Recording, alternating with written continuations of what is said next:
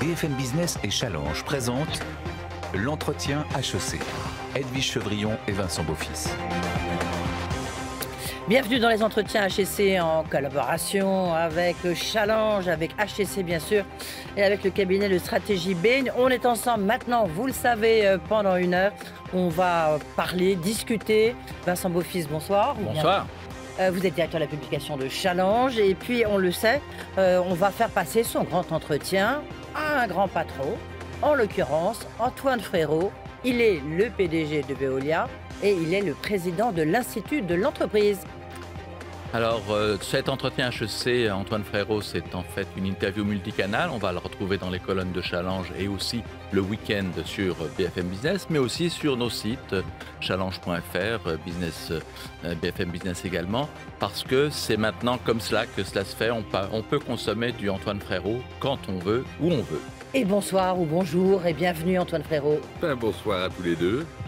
Alors, on vous reçoit aussi maintenant, cher Antoine Frérot, parce que vous vous êtes transformé en un auteur de livres, L'entreprise de demain. Vous l'avez écrit avec un professeur HEC, Rodolphe Durand, qui viendra d'ailleurs nous rejoindre tout à l'heure, où vous poursuivez votre œuvre de pédagogie en faveur de l'entreprise. C'est pour ça que vous êtes ici avec cette double casquette, Veolia et Institut de l'entreprise. Et vous avez ce rôle iconoclaste dans le monde patronal de dire l'entreprise est en danger, il faut accepter que l'opinion n'est pas tout à fait prête à la comprendre et voilà ce qu'on pourrait faire pour que l'entreprise soit réhabilitée. Et Antoine Frérot, vous êtes d'autant plus iconoclaste que vous avez été au cœur de l'actualité, en l'occurrence, parce que vous avez pris le contrôle d'une grande partie de votre rival, le groupe Suez. Ça faisait longtemps que ça ne s'était pas vu dans le capitalisme un peu policé français.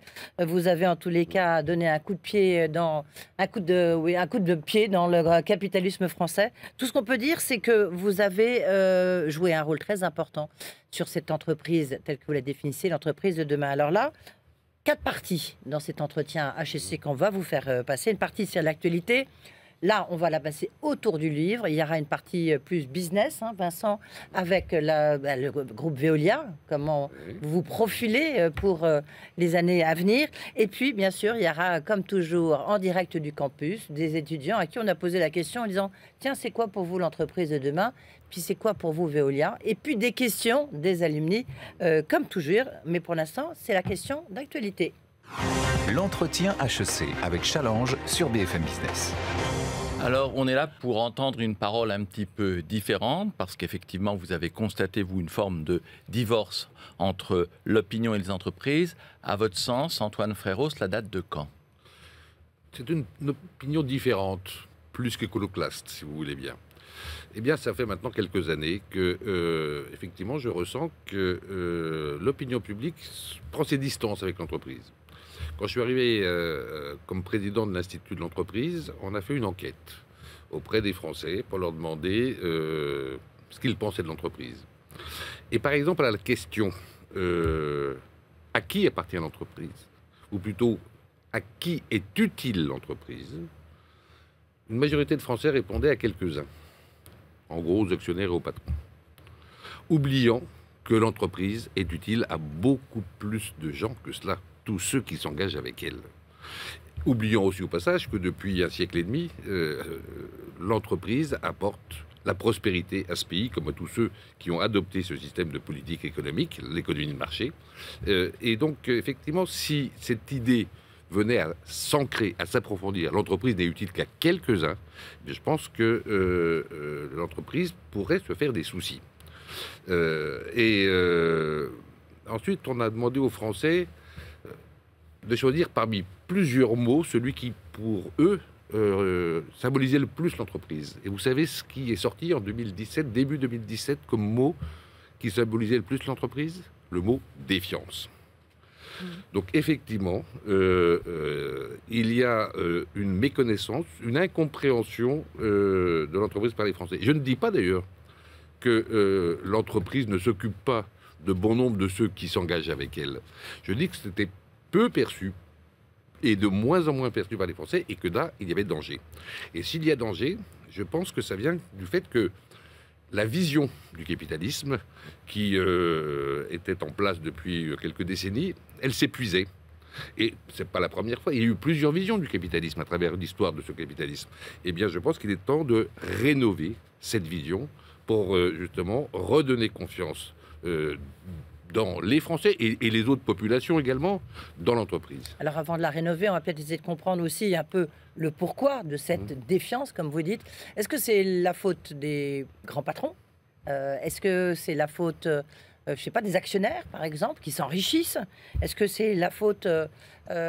on a bien vu, en l'occurrence, là, que les inégalités se sont accrues et que ceux qui se sont enrichis, c'était les actionnaires, ceux qui faisaient partie de ce petit cercle des entreprises. C'est qui les responsables à vos yeux, Antoine Frérot? Eh bien, je pense que c'est un petit peu tout le monde. Vous savez, les chefs d'entreprise, pour commencer par eux, il n'y en a pas beaucoup qui ne s'occupent pas de leurs salariés ou de leurs représentants des salariés, qui ne participent pas au comité d'entreprise. Il n'y en a pas beaucoup qui ne s'occupent pas de leurs clients non plus. D'ailleurs, beaucoup disent qu'ils mettent le client au cœur de leur stratégie. Le problème, c'est que les entreprises et les chefs d'entreprise ne le montrent pas, ne le disent pas. Et donc, bien évidemment, une chose qui n'est pas dite n'est pas perçue. Et vous le savez, dans notre monde actuel, une chose qui n'est pas perçue n'existe pas aux yeux des Français. Donc, ça, c'est la première chose. La deuxième chose, c'est que la vision que j'appelle actionnariale dans mon livre, la vision de l'entreprise ou du capitalisme qui dure depuis maintenant une trentaine d'années, qui est issue des travaux académiques de Friedman aux États-Unis, cette vision-là, elle s'est imposée et elle a clairement tirer un petit peu la corde à elle. Oui, mais Antoine Frérot, vous allez jusqu'à dire dans votre livre cette phrase étonnante: les actionnaires ne sont pas les propriétaires de l'entreprise. Quel porteur de titres en bourse peut effectivement accepter cette phrase-là? Mais Vincent, je ne dis qu'une vérité évidente. Les actionnaires, de quoi sont-ils propriétaires? Des actions d'entreprise. Mais pas de l'entreprise, des actions d'entreprise. D'ailleurs, s'ils étaient propriétaires de l'entreprise, ils pourraient partir avec les machines si ça leur chantait. Or, ça s'appelle de l'abus de bien social, comme vous le savez. Si les actionnaires mais donc on ne comprend pas très bien votre propos, pardon, Antoine Frérot. Je dis, les actionnaires sont propriétaires des actions d'entreprise, pas de l'entreprise. L'entreprise, c'est plus large. Et d'ailleurs, personne n'en est propriétaire, puisque c'est un nœud social de rencontre, l'entreprise, dans lequel des salariés amènent leur force de travail, des actionnaires leur argent, des clients leur demandent, des fournisseurs leurs produits, les territoires aussi qui les accueillent. Bref, c'est un ensemble d'intérêts qui se rencontrent parce qu'ils ne pourraient pas faire ce qu'ils souhaitent faire seuls. Et c'est pour ça que l'entreprise n'appartient à aucun de ceux-là. Elle appartient à tous, si vous voulez. Et d'ailleurs, la loi le dit clairement. L'intérêt social, c'est quelque chose qui dépasse l'intérêt de chacune de ces parties prenantes que je viens de citer, y compris les actionnaires. Donc quand je dis les actionnaires ne sont pas propriétaires de l'entreprise, mais des actions de l'entreprise, qu'ils ont des droits et des devoirs, eh bien, je ne fais que refléter ce qui est écrit dans la loi. Ce n'est pas une surprise ni un gros mot. Lorsque vous dites une entreprise doit être utile pour être rentable, est-ce à dire qu'elle est d'abord d'intérêt général? Une entreprise, effectivement, c'est parce qu'elle est utile qu'elle est prospère, et pas l'inverse. Or, Friedman et la théorie actionnariale de l'entreprise avaient clairement dit une entreprise, elle est prospère, donc elle est utile à tous. Bon. Et donc, je veux renverser cette idée. C'est bien parce qu'elle est utile qu'elle est prospère et pas l'inverse. Et donc, est-ce qu'elle est pour autant d'intérêt général, Edwige? Elle est utile à beaucoup de monde et on va y revenir. On va parler de tous ceux à qui elle est utile, à tous ceux à qui elle sert des intérêts. Ils sont nombreux. C'est pas toute la race humaine, mais c'est beaucoup de gens. Et d'ailleurs, quand une entreprise vient à disparaître, qu'est-ce qu'on n'entend pas comme pleurs et grincements de dents? C'est un désastre. Ce sont des emplois. Ce sont des emplois. Des emplois. Mais on entend des emplois directs ou indirects. On entend une vie de collectivité publique qui l'accueillait. On entend des clients qui sont laissés sur le bord de la route. On entend des fournisseurs qui ne sont pas payés. On entend des actionnaires qui ont perdu tout leur argent. On entend des prêteurs qui ne sont pas remboursés. Bref, c'est un drame quand une entreprise disparaît.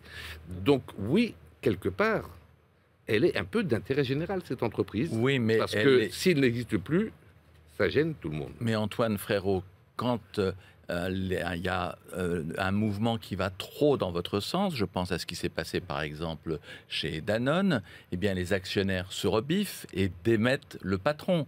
Et donc, il y a des moments où votre discours fait que les actionnaires ont le sentiment de ne plus être suffisamment entendus. Je ne suis pas d'accord avec ça, Vincent. Ce n'est pas pour ça que le conseil d'administration a demandé à Emmanuel Faber de quitter l'entreprise Danone. D'ailleurs, on va enfin savoir. D'ailleurs, il a immédiatement confirmé, ce conseil d'administration, que les engagements que Danone avait pris, que le côté entreprise à mission, que l'ensemble des performances plurielles, et non pas seulement économiques et financières, étaient maintenus. Je pense que c'est pour d'autres raisons qu'ils ont demandé à Emmanuel Faber de quitter l'entreprise, pas pour celle-là. Bon. Nous verrons bien si le fait que le Conseil ait réaffirmé tout ce que je viens de dire est tenu. Mais je pense que ce n'est pas la vraie raison. Mais maintenant, si vous voulez bien, venons-en à... ça veut dire quoi, une entreprise utile parce que je dis, quand elle est utile, c'est parce qu'elle est utile qu'elle est prospère. Eh bien, il faut qu'elle soit utile à tous ceux qui s'engagent avec elle. Il y a beaucoup de gens qui s'engagent avec une entreprise. Certes, les actionnaires qui y mettent leur argent, les salariés qui viennent y travailler, les clients qui passent commande, les fournisseurs qui vendent leurs produits, les territoires qui investissent pour les accueillir, et les générations futures, parce qu'une entreprise, généralement, ça transcende les générations. Tout cela, ils prennent un risque en s'engageant avec l'entreprise. Pas le même risque, pas la même ampleur, pas le même type de risque. Mais tous s'engagent. Oui. Et c'est à cela que l'entreprise doit penser. Elle doit servir ses intérêts, parce que si elle ne le fait pas, un jour, ils s'éloigneront de l'entreprise.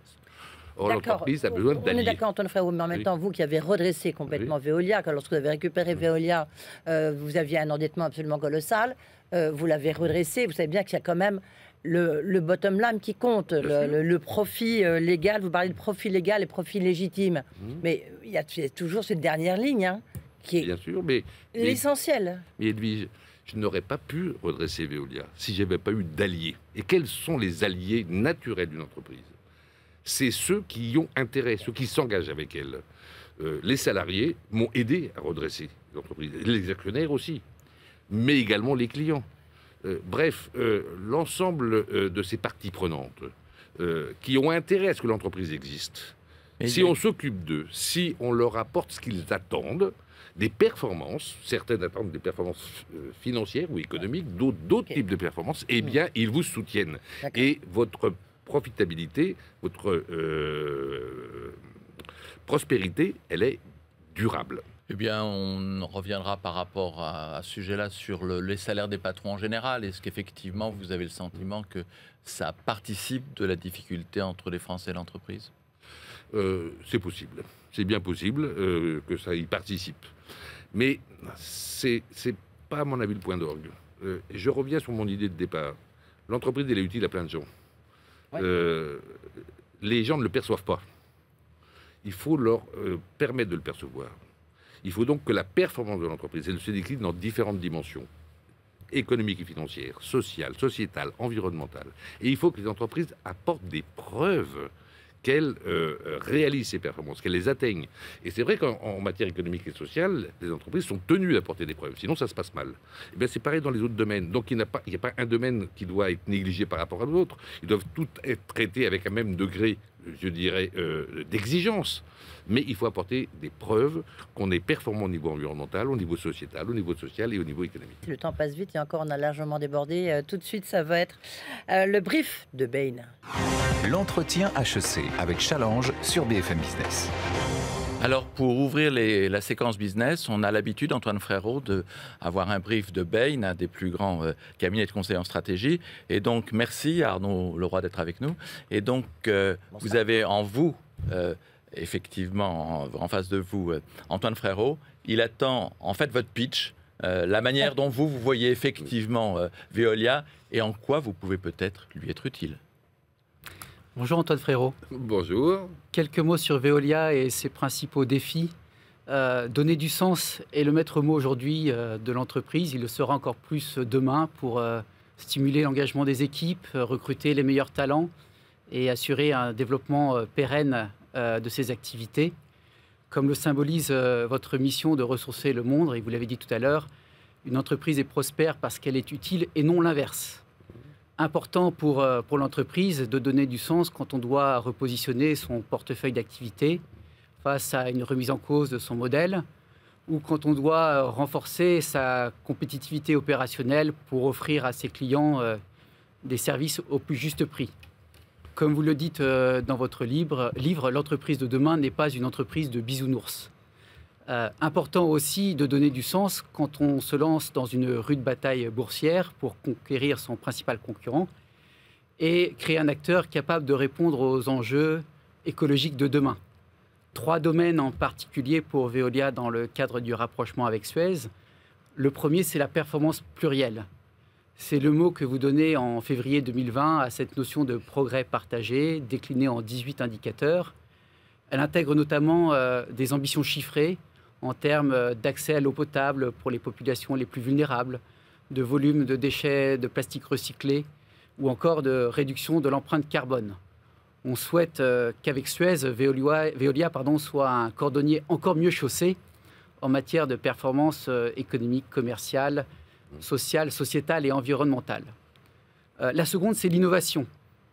Les secteurs de l'eau, des déchets et de l'énergie sont des industries au temps long, mais l'urgence du changement climatique crée une véritable course contre la montre pour trouver des nouvelles solutions et les mettre à l'échelle. Vous le dites vous-même, 50% des solutions pour répondre aux enjeux de la transformation écologique doivent encore être inventées. J'allais dire, en tant que citoyen de la planète bleue, on a envie de vous dire chiche. Vous avez raison. La troisième, c'est l'engagement des salariés. Rien de grand dans le monde ne se fait sans passion, écrivait Hegel. Dans votre projet industriel Impact 2023, vous visez un taux d'engagement de vos salariés de plus de 80%. On souhaite aux collaborateurs de Veolia, les anciens comme les nouveaux qui vont vous rejoindre, cette passion d'entreprendre et de matérialiser la raison d'être de Veolia pour en faire un modèle de l'entreprise de demain. Quand on parle de transition ou de transformation écologique, c'est un euphémisme que de dire que le sentiment d'urgence est diversement partagé. Donc comment faire que les entreprises de demain comprennent qu'il est urgent d'agir maintenant et se mobilisent en conséquence? Je vais commencer par répondre, Monsieur Leroy, au fait que je pense que beaucoup d'entreprises sont conscientes aujourd'hui qu'il faut réussir leur propre transformation écologique et qu'il y a urgence. Et très honnêtement, ce sentiment d'urgence, il s'impose un peu. On nous l'impose. C'est vrai aussi pour Veolia d'ailleurs, hein, comme pour toutes les entreprises. Et donc je pense que beaucoup en sont conscients. Pour les aider, je pense qu'il faut leur proposer des solutions pour y parvenir. Je pense que la plupart savent qu'elles doivent le faire, que c'est un travail de persévérance, de court, de moyen et de long terme. Il faut fixer un cap, il faut s'y tenir, mais la plupart, elles disent comment je peux y arriver. Et pour les aider, la première chose, c'est de leur proposer des solutions. Et c'est justement pour ça que le projet de rapprochement entre Veolia et Suez a été imaginé, pour leur proposer des solutions. Tout d'abord, les solutions qui sont déjà bien maîtrisées, mais qui sont insuffisamment généralisées à travers le monde. Hein. Vous avez évoqué le recyclage des plastiques. On sait recycler beaucoup de plastique, mais on le fait encore trop peu. Ou la réutilisation des eaux usées. Et puis, deuxième chose, pour leur proposer des solutions, eh ben, il faut inventer celles qui n'existent pas aujourd'hui et dont on aura besoin dans les 20 ans qui viennent. Et effectivement, je pense qu'une bonne moitié de ces solutions n'existent pas encore. Voilà la première manière de les aider. Et c'est une solution dont on va parler tout de suite, puisque c'est la partie maintenant business, actualité business. Merci beaucoup d'avoir été Merci à vous. avec nous. Oui. Tout de suite, la séquence business. L'entretien HEC avec Challenge sur BFM Business. Retour dans les entretiens HEC avec Antoine Frérot, le PDG de Veolia et président de l'Institut de l'entreprise. Antoine Frérot, là, on est dans la séquence business. On va quand même parler d'une entreprise formidable qui s'appelle Veolia. Mais juste avant, je voulais savoir justement comment le président de Veolia a trouvé le président de la France, le chef de l'État, qui a présenté il y a une semaine sa vision, non pas de l'entreprise de demain, mais de la France de demain, 30 milliards sur 5 ans, avec comme baseline le nucléaire qui est indispensable dans le mix énergétique pour décarboner la France. Est-ce que vous applaudissez à son mix énergétique? Est-ce que ça vous paraît effectivement la bonne solution? Et puis 2, est-ce qu'il a choisi les bons items pour la France de demain? Vous savez, le projet de Veolia, c'est la transformation écologique. Bah oui. Bon, transformation écologique des villes et des entreprises et des industries. Et donc de la France. Et donc de la France. Moi, du discours du président de la République, parmi les défis qu'il a évoqués, j'ai retenu le défi écologique. C'était le premier qu'il a évoqué d'ailleurs. Le premier, c'est nucléaire, hein, objectif Non, sur nucléaire. Ça sera les moyens, mais les objectifs. Mais sur les défis, c'était l'écologie, et puis c'était l'innovation. L'innovation et l'industrialisation. Tout ça correspond pile poil à la transformation écologique. Ensuite, il a évoqué une dizaine d'objectifs pour la France. J'en ai retenu quelques-uns. Décarboner l'économie. Ouais. C'est pile poil également dans ce que nous voulons faire dans réussir la transformation écologique. Multiplier les véhicules électriques. Dans ce cas-là, il va falloir inventer et mettre en place une industrie de démantèlement des batteries électriques pour pouvoir d'abord éviter qu'elles polluent et surtout pouvoir récupérer des matériaux pour en fabriquer de neuves. Il a parlé également d'une alimentation saine, durable, traçable. Et pour alimenter 10 milliards de personnes en 2040, avec moins d'eau, moins d'énergie et moins de sol, nous aurons besoin des solutions de la transformation écologique. Pour toutes ces raisons-là, effectivement, et les moyens que le président a évoqués, des matériaux recyclés, mais également de la robotique, de l'intelligence artificielle, effectivement, ce programme France 2030, il recouvre bon nombre des enjeux de la Et transformation sur écologique. l'énergie nucléaire, est-ce que vous pensez que c'est effectivement c'est le mixte indispensable? Je pense qu'effectivement, l'énergie nucléaire est indispensable pour décarboner l'économie, absolument. Vous savez que Veolia travaille également sur le traitement des déchets nucléaires et participer au démantèlement des centrales qui sont en fin de vie. Donc oui, je pense que le nucléaire, bien maîtrisé, est une solution indispensable pour réussir la transformation écologique du pays. Sur la réduction d'émissions de CO2, vous avez réduit de combien? Est-ce que vous avez un chiffre? Parce qu'il y a eu une enquête, alors qui n'était pas faite par Bain, mais par un autre grand cabinet de stratégie, qui montrait qu'il y avait que 9% des entreprises qui étaient capables de mesurer précisément leur baisse d'émissions de CO2. Est-ce que chez Veolia, on sait le faire? Alors, peut-être pas suffisamment précisément. Moi, je sais ce que je dois faire pour atteindre et être compatible avec l'objectif d'1,5 degré en 2050. Et je dois baisser mes émissions de gaz à effet de serre, et pas que le CO2, il y a le méthane également, de 65%. Réponse rapide, s'il vous plaît, Antoine Frérot. C'est est-ce qu'on peut vraiment progresser sur le traitement des déchets nucléaires, puisque vous venez de l'indiquer à l'instant, vous travaillez dessus? Oui, je pense qu'on peut progresser d'abord en concentrant la pollution radioactive. Aujourd'hui, les grands équipements qui sont faiblement radioactifs, mais qu'on doit changer, on s'est obligé de les laisser sur les sites nucléaires. Ils sont trop grands pour être enfouis avec les déchets plus fortement radioactifs. Une voie, c'est d'extraire cette pollution radioactive et de la concentrer dans des petits volumes pour pouvoir sortir les gros dépollués. Et donc, à ce moment-là, mettre ces petits volumes de pollution concentrée dans l'enfouissement profond. Bon, c'est une voie qui va permettre, je pense, de rénover les centrales, voire de les démanteler. Alors depuis plus d'un an maintenant, l'actualité de Veolia, c'est l'actualité Suez-Veolia, de votre PA maintenant réussi. Où est-ce qu'en est ce nouveau Veolia après l'OPA? Est-ce qu'effectivement, vous voyez vraiment le bout du chantier? Alors l'OPA, vous le savez, n'est pas encore terminé. Et donc nous sommes dans la dernière ligne droite. Et ce projet, il sera rendu réel à la fin de l'année, vraisemblablement. Il nous reste 3 chantiers à réaliser, puisque le chantier du financement du projet est maintenant réglé avec notre augmentation de capital réalisée il y a quelques semaines. De votre côté, mais pas du côté de Suez. De notre On en reparlera dans un instant. Avec succès. Donc premier chantier, la préparation de l'accueil et de rapprochement des équipes à tous les niveaux de la hiérarchie. J'avais dès le début, il y a un an quand j'ai lancé le projet, expliqué que ce rapprochement des équipes se ferait avec équité à tous les niveaux, au plus haut niveau de l'entreprise, le COMEX, jusque dans l'ensemble des opérations. Ce travail est bien avancé. In fine, il y aura combien de salariés de Suez qui vont aller chez Veolia, qui vont devenir Veolia? Il y aura à peu près 40 000 salariés. Et donc, j'ai déjà rendu public les personnes qui rejoindraient le comité exécutif du groupe, qui représentera à peu près la même proportion de nombre de gens dans le COMEX que de chiffre d'affaires qui va rejoindre Veolia.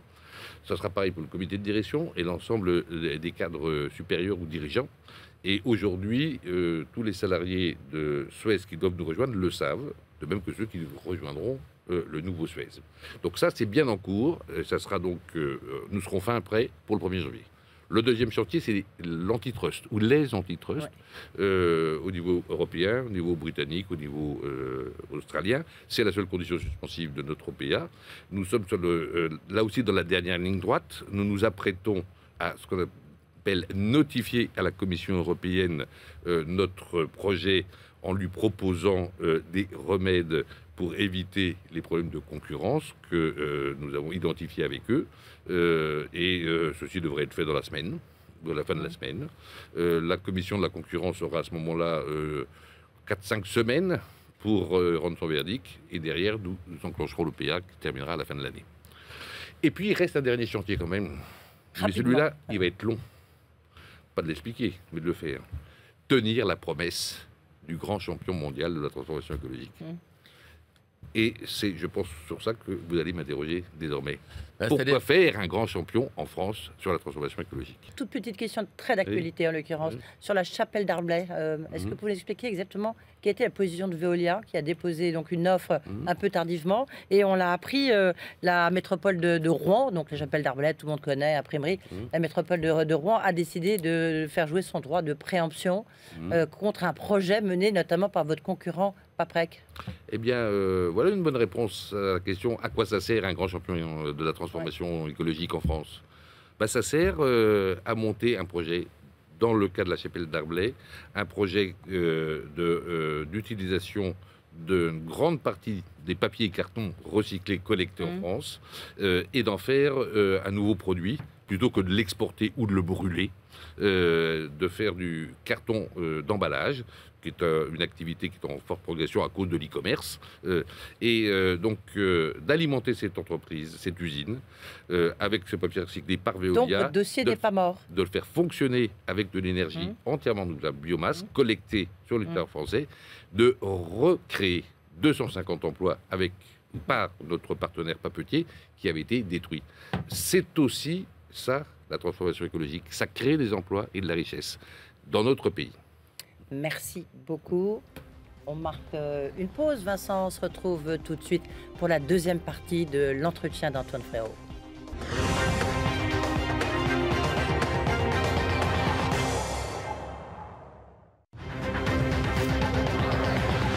BFM Business et Challenge présentent l'entretien HEC.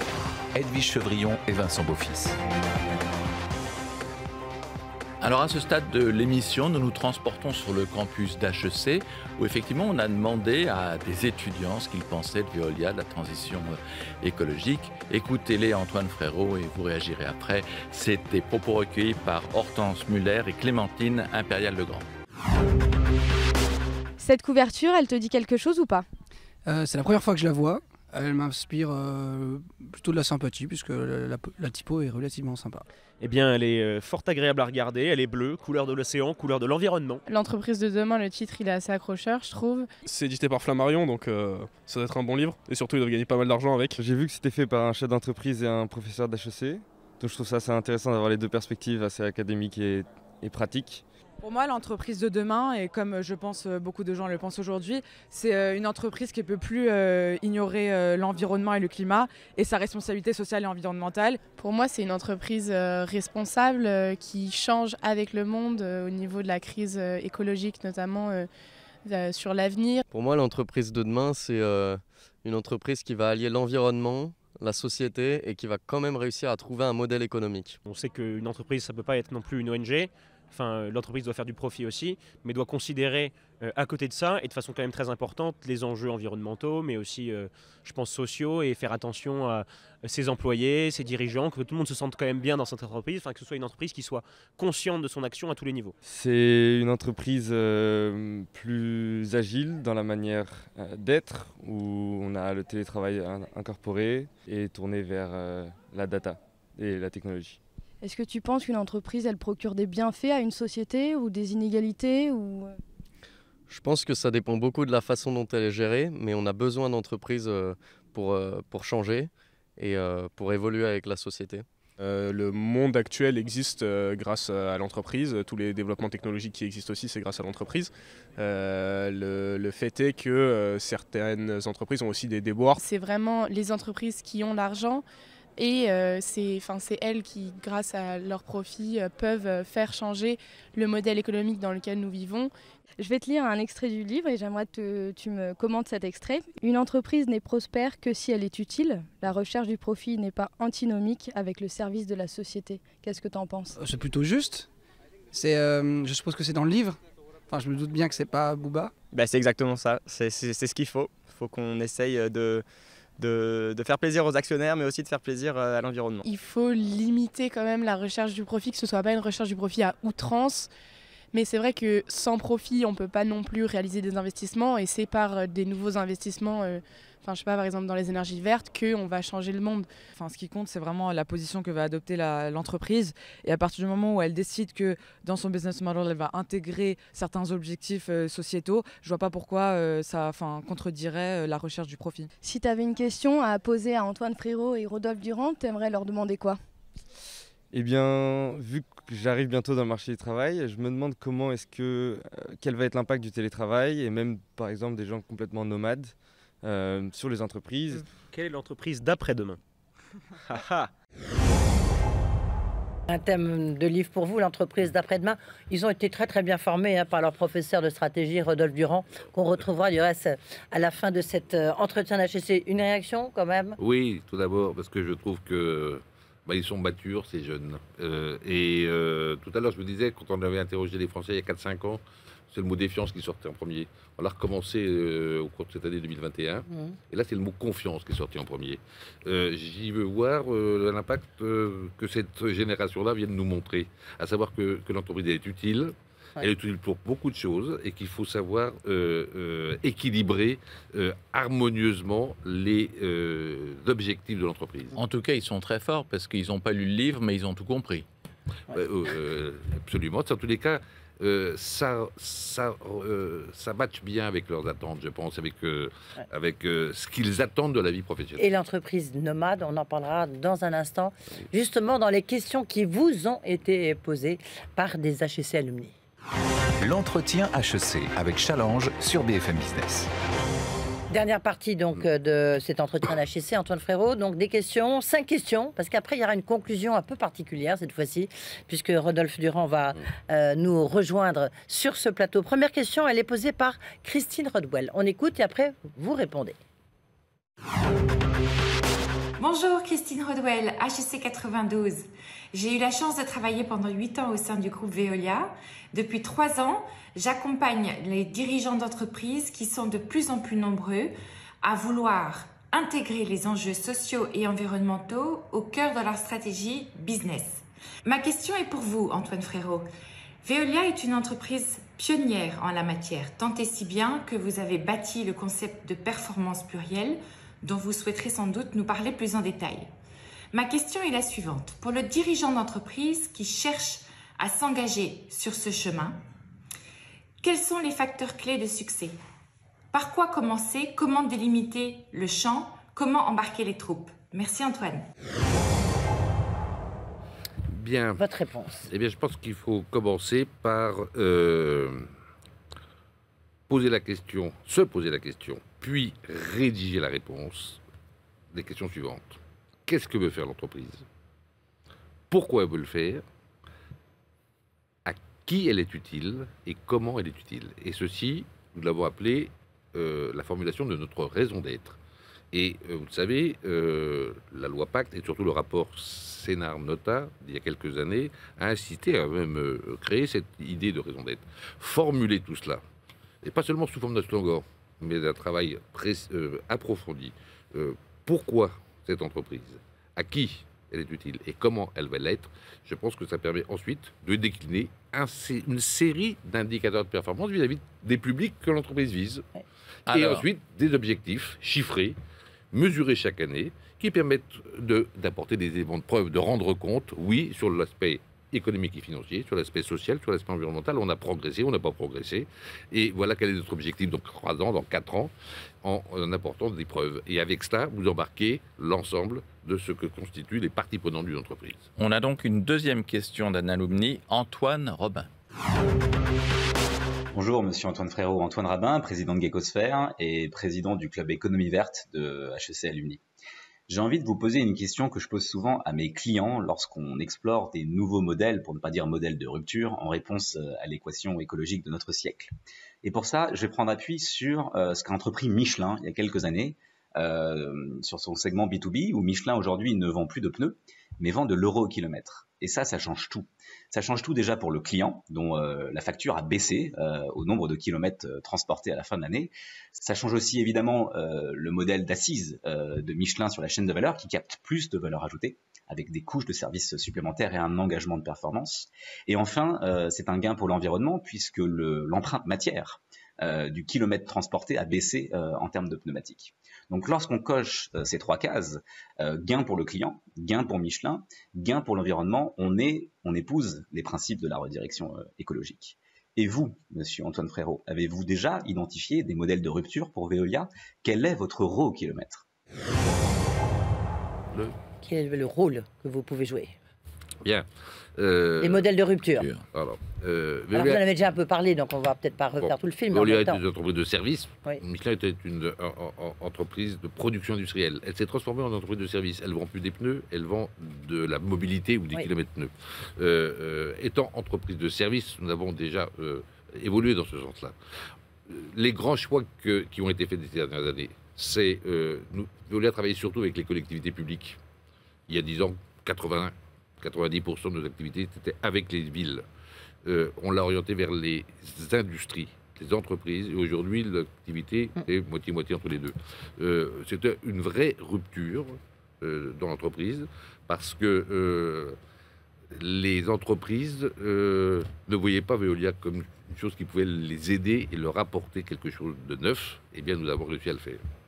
Mais ce n'était pas une technologie de rupture, c'était simplement un élargissement du modèle. C'était un changement profond du business model.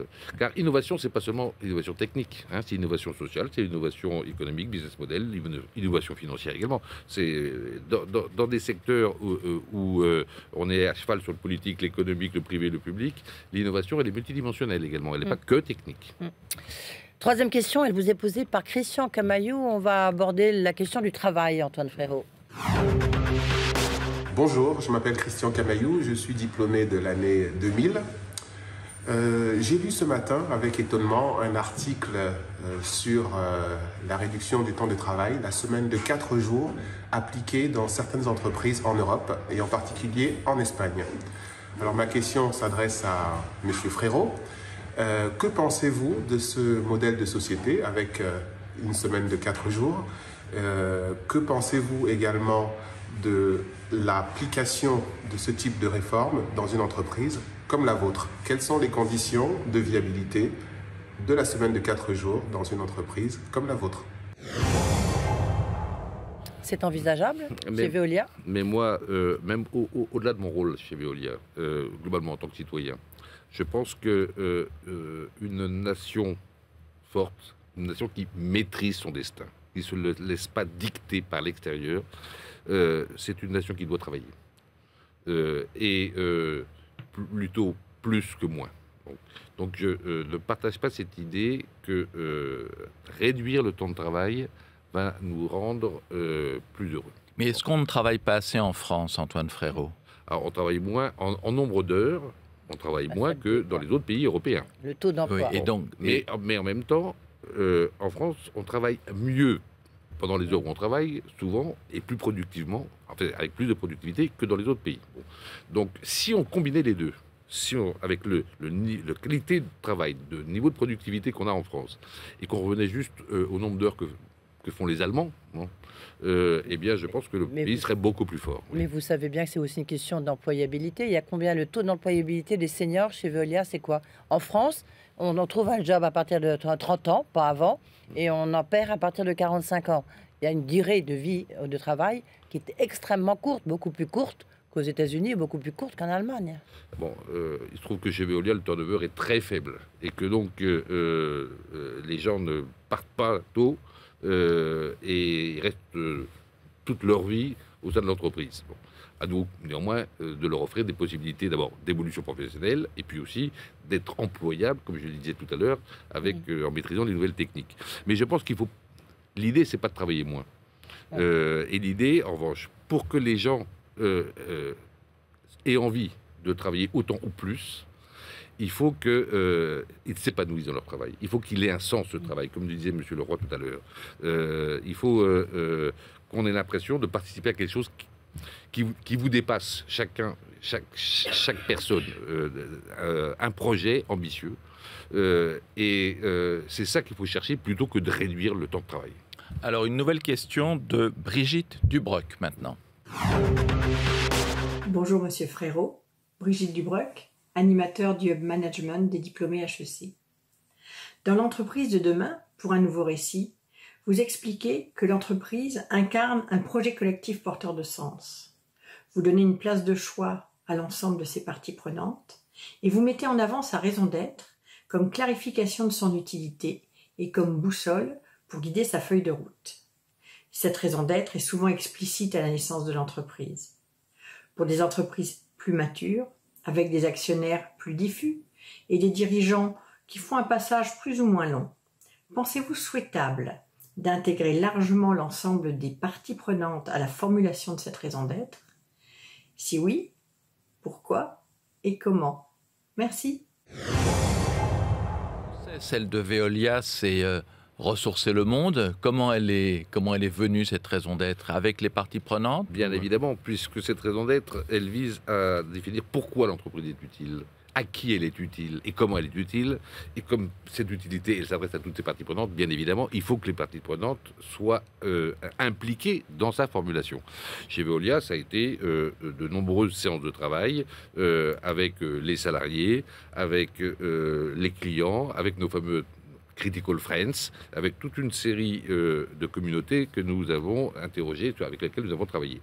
Le conseil d'administration lui-même, qui est rassemblé de tout cela, s'est réduit 4 fois sur le sujet avant de conclure sur le texte que nous avons formulé. Donc oui, bien évidemment, il faut que les parties prenantes soient impliquées dans ce texte. Et les actionnaires sont une des parties prenantes. Mais cette raison d'être, très joliment formulée, ressourcer le monde, qu'est-ce que cela change dans la vie de Veolia? Alors, c'est d'abord, ressourcer le monde, c'est son résumé. C'est 3 pages de la raison d'être, qui explique pourquoi Veolia est utile, à qui et comment elle veut l'être. Bon, qui fait référence au début aux objectifs du développement durable de l'ONU, et qui décline ensuite tout le reste de son travail. C'est une boussole. Cette raison d'être.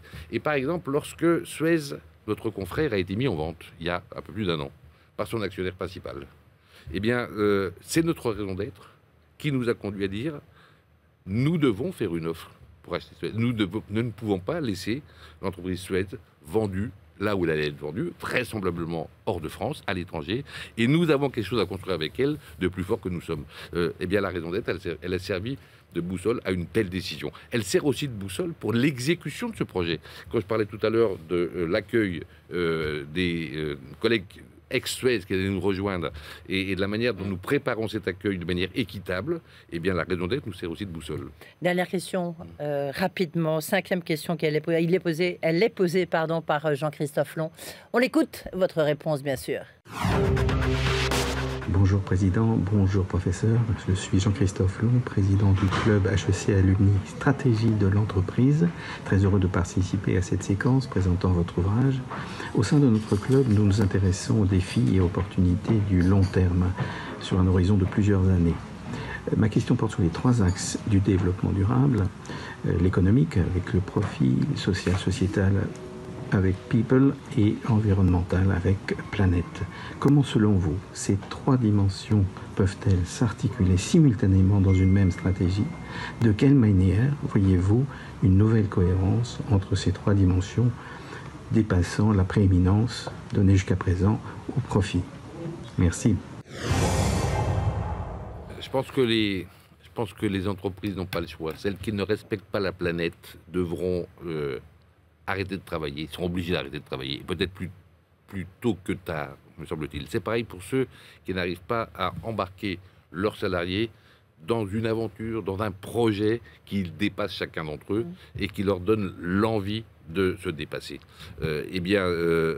C'est ça qui permet de concilier objectifs économiques, objectifs sociaux et objectifs environnementaux. Tout ceci, néanmoins, suppose de se projeter sur le long terme.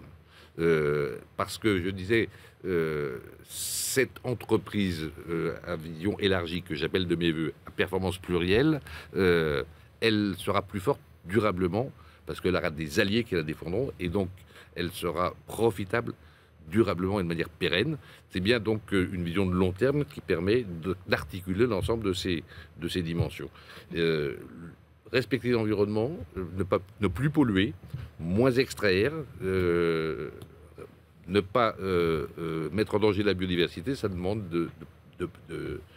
de planifier sur le long terme toute une série d'actions.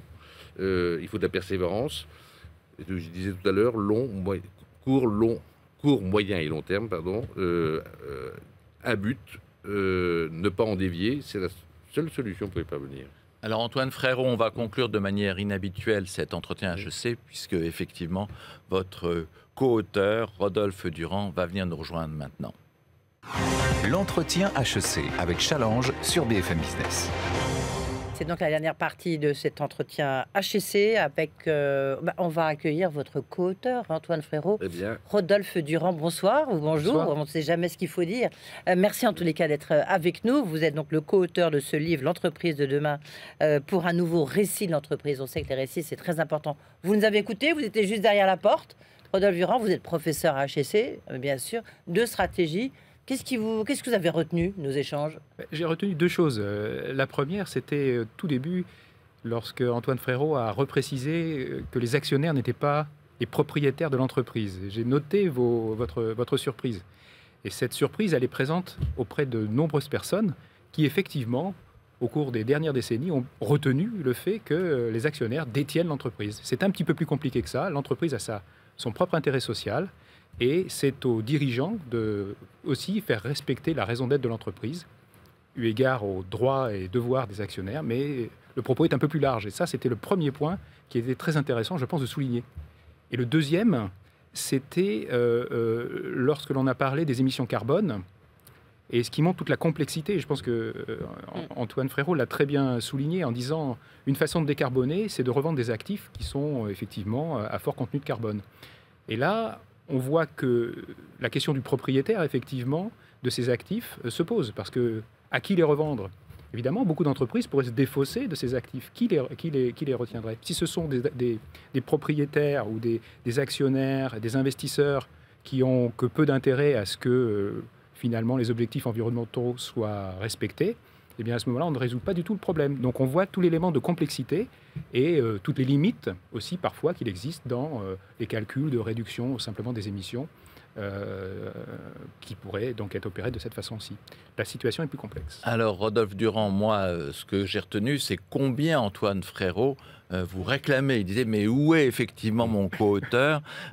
J'ai besoin de son apport académique. Comment vous avez travaillé ensemble et d'où vient la genèse de ce livre? C'est formidable parce que c'est une rencontre maintenant qui date de plusieurs années et d'un parcours où on s'est retrouvés à plusieurs endroits, dans des think tanks ou dans des conférences où nous étions ensemble. Et avec l'Institut SNO, que j'ai le plaisir de co-diriger, on a invité Antoine Frérot à présenter sa vision devant tous les étudiants d'HEC. Et à l'issue de cette rencontre, petit à petit, l'idée a fait son chemin, que nous pouvions joindre les idées d'un grand patron engagé et celles d'un petit professeur qui fait ce qu'il peut, qui fait ce qu'il peut là où il est. Et c'est vrai que beaucoup de points nous rassemblent. Le cheminement date à peu près de la même époque, c'est-à-dire pour moi, enfin non pour nous deux, la crise de 2008. Alors les événements étaient un petit peu différents pour l'un ou pour l'autre, mais c'est ce qu'on appelle dans le livre la décennie pivot, c'est-à-dire 2008-2020, c'est un peu plus qu'une décennie, mais c'est le moment où ce capitalisme financier ou friedmanien, finalement, est en train de basculer, où les bénéfices qu'il a apportés, parce que ne nions pas que effectivement la pauvreté s'est réduite, l'utilité de l'entreprise a été démontrée dans de nombreuses régions du monde, mais qu'aujourd'hui, au cours de cette décennie-là, on s'aperçoit que les désagréments, ou ce que les économistes appellent les externalités négatives, sont très présentes et peuvent parfois empiéter, voire dépasser les bénéfices que l'entreprise, les bénéfices environnementaux, sociaux, je veux dire, qu'elle peut générer. Alors pour terminer ensemble cette heure beaucoup consacrée au livre, on a eu 1 heure. Il y a 240 pages. Qu'est-ce que c'est l'un ou l'autre, l'un et l'autre, ce que nous avons oublié de mentionner et qui vous semble important? Moi, je vais commencer. C'était important que ce livre, je puisse l'écrire avec Rodolphe Durand, professeur dans une grande business school du monde, HEC. Parce que la vision de l'économie financière, actionnariale, de Friedman, elle s'est répandue dans le monde entier rapidement à travers l'enseignement supérieur, à travers les écoles, puisqu'elle a conquis un grand nombre du monde académique à travers le monde. Eh bien, si nous voulons la faire évoluer avec cette nouvelle idée, ce nouveau récit, en entreprise de demain, il est important de convaincre également le monde académique, les enseignants, parce que c'est eux qui vont enseigner aux jeunes futurs cadres et dirigeants d'entreprise, et que donc je pense qu'il est l'école, c'est la base de tout. C'est aussi vrai. Et vous, Rodolphe Durand, qu'est-ce qu'on a oublié? Je pense qu'il y a un acteur assez important qui n'a pas été mentionné, qui est en train de beaucoup pivoter également, c'est les investisseurs. Les réglementations qui s'imposent à eux, notamment en Europe, et puis une certaine prise de conscience aussi, je l'espère, enfin je crois le voir et je l'espère, pour des investissements qui effectivement sont profitables, mais aussi qui maîtrisent certains types d'externalités, pour reprendre ce mot, d'externalités négatives, voire qui valorisent les externalités positives. Merci beaucoup Rodolphe Durand. Merci beaucoup Antoine Frérot d'avoir passé cette heure avec nous. Vincent, nous on se rejoint le mois prochain. Maintenant on commence à prendre les habitudes. Chaque mois, un grand patron, une grande dirigeante, si ça existe. Et ce sera une dirigeante le mois prochain. Et ça sera une dirigeante, voilà. Merci beaucoup en tous les cas. Rendez-vous chez Challenge sur BFM Business. Merci à vous.